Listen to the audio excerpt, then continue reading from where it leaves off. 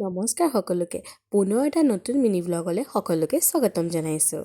যিহেতু মই গোলাঘাট পলিটেকনিকত ইঞ্জিনিয়াৰিং কৰি আছোঁ, আজিৰ পৰা মোৰ ইণ্টাৰ্ণশ্বিপ আৰম্ভ হৈছে। আৰু প্ৰথমটো দিন আৰম্ভ হৈছে তিতাবৰ ডিভিজন। পুপু মোৰ লগতে ওলাইছে কাৰণ তিতাবৰ আমাৰ ঘৰৰ পৰা বহুত দূৰ হয়। প্ৰথমে আমি যোৰহাটলৈকে আহিলোঁ কাৰণ যোৰহাটৰ পৰা আমাৰ লগত মোৰ লগৰ দুগৰাকী যাব, ইশিতা আৰু কিংকিনী। বাকী তিনিগৰাকী ছাৰৰ গাড়ীতে যাব কাৰণ আজি আমাক ছাইট ভিজিট কৰাবলৈ নিব ৱাটিঙলৈ। আহি ফৰ কাটিং পালোঁ আৰু এইটো হৈছে মই থকা ৰাজু পিজি আৰু এইখন হৈছে আমাৰ গোলাঘাট পলিটেকনিক। আহি ভাগৰে লাগি গৈছে ৰাইজ, ৱাটিং নাপাওঁ। গাইজ বস্তু এটা চাব নেকি?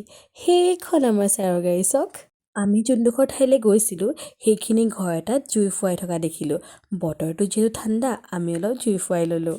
তাৰপাছত আমি আহি লোকেশ্যন পালোঁহি দৈয়াং নদীৰ নিচেই কাষতে।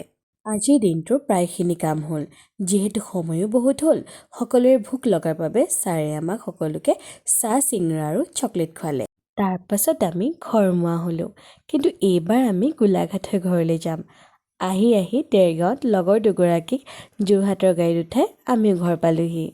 আৰু আজিৰ মিনি ব্লগটো ইমানতে সমাপ্ত কৰিছোঁ। ধন্যবাদ।